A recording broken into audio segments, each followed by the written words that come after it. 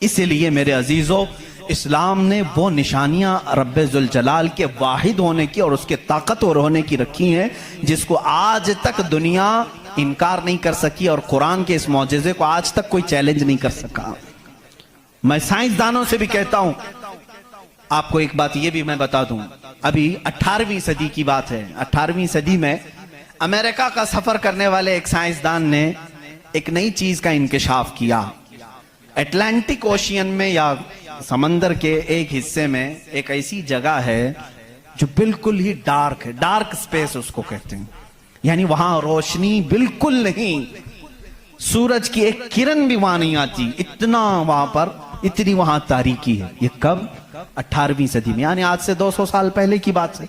اس نے انکشاف کیا، دنیا کو بتایا، میں نے ایک ایسی جگہ دیکھی، بہت ہی ڈارک ہے، بہت اندھیرا ہے۔ وہ جب واپس آیا تو علماء ربانیین نے سورہ نور کی قرآنی آیتیں پڑھی۔ اللہ فرماتا ہے کہ اذا اخرج یدہ لم یکد یراہ، لم یکد یراہ ومن لم یجعل اللہ لہ نورا فما لہ من نور۔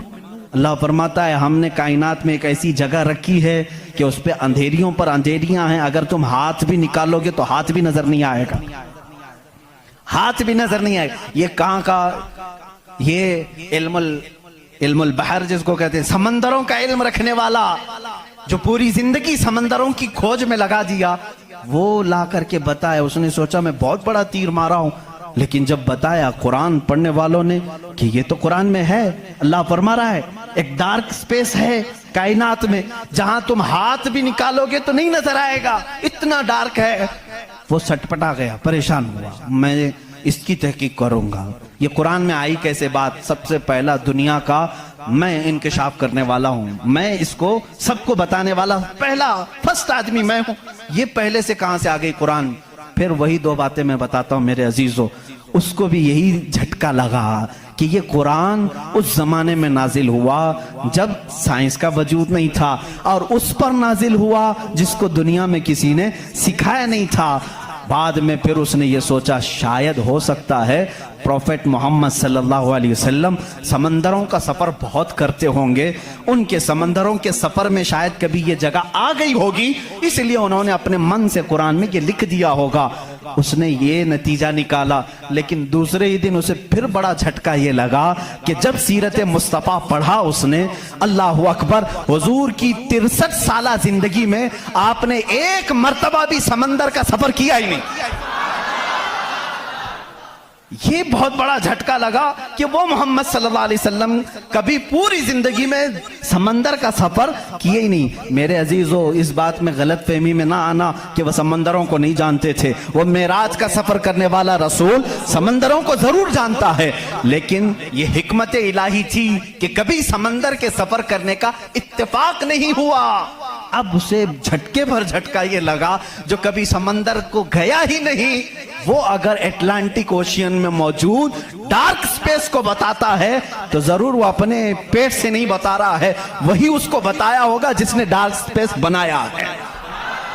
یہی اللہ رب العزت کے وحدانیت کی نشانیاں ہیں، اس کے وجود کی نشانیاں ہیں۔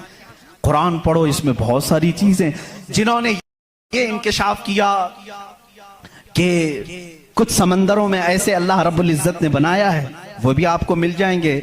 دو سمندر ملتے ہیں اور دونوں کا رنگ الگ ہے، ایک سمندر نیلا ہے، ایک سمندر پیلا ہے، دونوں کا ٹیسٹ بھی الگ ہے، ادھر کا میٹھا ادھر کا کھارا نمکین ہے، لیکن وہ بہت دور تک ملتے ہوئے جاتے ہیں، لیکن اس کا پانی اس میں نہیں آتا، اس کا پانی اس میں نہیں آتا۔ کیوں نہیں آتا؟ اللہ فرماتا مرج البحرین یلتقیان، مرج البحرین یلتقیان بینہما برزخ لا یبغیان فبأی آلاء ربکما تکذبان۔ اس رب ذوالجلال نے فرمایا ہم نے دو سمندروں کو بہایا ہے، دیکھنے والوں کو ایسا لگتا ہے کہ یہ مل گئے ہیں، لیکن ہم نے اس میں نہ دکھنے والی ایک ایسی دیوار بنائی ہے کہ اس کا پانی اس میں نہیں ملتا، اس کا پانی اس میں نہیں ملتا۔ یہ بھی کون سے رسول کی زبان سے اللہ تعالیٰ بتا رہا ہے لوگوں کو جو رسول کبھی سمندر کا سفر کیا ہی نہیں؟ اس رسول کی زبان سے اللہ نے دو سمندروں کے ملنے کی بات کی۔ سائنسدانوں، اب تو تمہیں ماننا ہی چاہیے کہ قرآن رسول کا اپنا بیان بیان کیا ہوا کلام نہیں ہے، اسی کا یہ کلام ہے جس نے سمندروں کو اس طرح پیدا کیا ہے۔ کائنات میں بہت ساری چیزیں ہیں میرے عزیزو، قرآن اللہ رب العزت کا یہ کلام اتنی ہی نہیں، یہ تو بڑی بڑی نشانیاں میں نے کہا، اگر اس کی معرفت اس کی کھوج میں لگ جاؤ گے تو زندگی تمام ہو جائے گی۔ میں تو کہتا ہوں اللہ نے ایک بات یہ بھی فرمائی ہے تمہارے لیے، وَفِي أَنفُسِكُمْ أَفَلَا تُبْصِرُونَ، اللہ فرما رہا ہے تم ادھر ادھر نشانیاں ڈھونڈ رہے ہو، ہم نے تمہاری ذات میں اپنی نشانیاں رکھی ہیں، تم نہیں دیکھتے؟ تمہاری ذات میں ہماری نشانیاں ہیں، تم نہیں دیکھتے؟ اتنی نشانیاں ہیں، اس کے لیے آپ کو کئی علوم پڑھنے کی ضرورت ہے۔ ظاہر سی بات ہے انسان کے ایک ایک پارٹ پر جو ریسرچ کرتا ہے وہ اپنے وقت کا ایک بڑا ڈاکٹر بنتا ہے۔ خالی صرف دل پر جس نے ریسرچ کیا وہ کارڈیالوجی ہے، جو صرف کڈنی پر ریسرچ کیا وہ نیفرولوجی ہے، اور جو صرف رگوں کو دیکھا ہے وہ نیورولوجی ہے۔ پارٹ پارٹ پر انہوں نے پوری زندگیاں ختم کی، پورے انسان کو پڑھا کس نے؟ آج کون پڑھا ہے؟ اسی لیے امام اعظم ابو حنیفہ رحمۃ اللہ علیہ نے فرمایا من عرف نفسہ فقد عرف ربہ، جس نے صرف اپنی ذات کو پہچان لیا وہ اپنے رب کو پہچان لے گا۔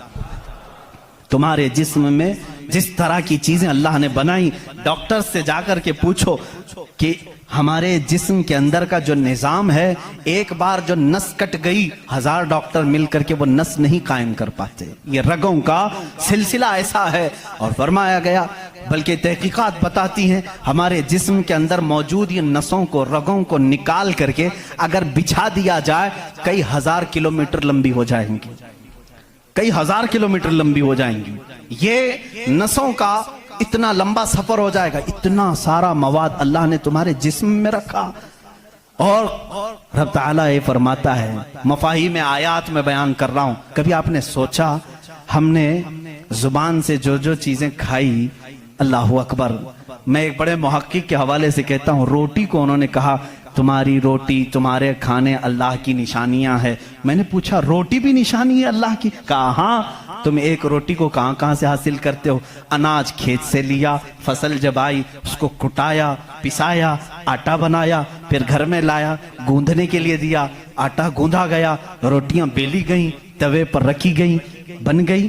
کتنی منزلوں سے گزری، کھیت سے آئی، پسائی میں گئی، گندھائی میں گئی، پکائی میں گئی، اب اس کے بعد ریڈی ہو کر تمہارے برتن میں آئی۔ اس کے بعد تم نے کیا کیا؟ اب تک سب تمہارا اختیار چل رہا ہے، تم اپنی مرضی سے کر رہے ہو۔ گیہوں کا لانا ہے، جو کا لانا ہے، جوار کا لانا ہے، کس کا لانا ہے، تمہاری مرضی۔ آٹے سے کتنا گوندنا ہے، نرم گوندنا ہے، موٹا گوندنا ہے، تمہاری مرضی۔ روٹی موٹی پکانی ہے، پتلی پکانی ہے، تمہاری مرضی۔ روٹی پک جانے کے بعد 4 ٹکڑے کرنے، 5 ٹکڑے، 2 ٹکڑے، تمہاری مرضی، سب تمہاری مرضی ہے۔ اس کے بعد تم چبا کر کے کھا گئے، اس روٹی کو چبا کر کھا گئے، نگل گئے۔ یہ روٹی جب حلق سے اتر گئی اب تمہاری مرضی نہیں ہے۔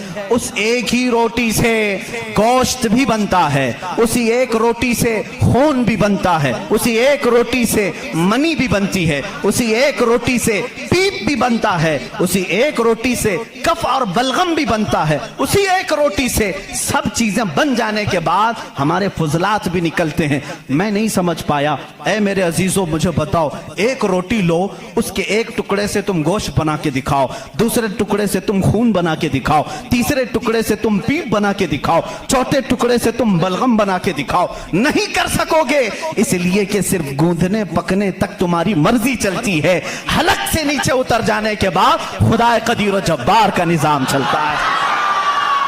تمہارے رزق میں اس کی نشانیاں ہیں۔ کون ہے جو بناتا ہے ہمارے جسم کے اندر اس روٹی سے ہمارے جسم کا حصہ؟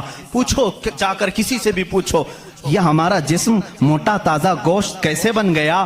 یہ کھانے اچھے کھاؤ گے اس سے بن گیا۔ ہم نے کہا ہم کھانے کاجو بادام بھی کھا رہے ہیں تو بھی گوشت بن رہا ہے، روٹی کھا رہے ہیں تو بھی گوشت بن رہا ہے، چاول کھا رہے ہیں تو بھی گوشت بن رہا ہے، اور خون ایسا لکوڈ ہے کہ بازار میں ملتا نہیں، کسی انسان کا ہی لینا پڑتا ہے۔ اس کو کون بنایا ہے؟ کہا اس کو بھی روٹی سے ہی بنایا ہے، کاجو بادام سے ہی بنایا ہے، پھلوں سے ہی بنایا ہے۔ ہم پوری دنیا کی غذائیں لا کر چکی میں پیس کر کے بھی خون کا ایک قطرہ نہیں پیدا کر سکے، لیکن لیکن وہ رب ذل جلال ہمارے لقمے کے نیچے جاتے ہی نظام کو شروع فرما دیا ہے. کیسا وہ نظام ہے, کیسا وہ نظام ہے اے میرے عزیزو. اسی لیے میرا مولا فرماتا ہے فی انفسکم افلا تبصرون, تمہاری ذات میں میری نشانیاں ہیں, کیوں تم نہیں دیکھتے, کیوں تم نہیں دیکھتے.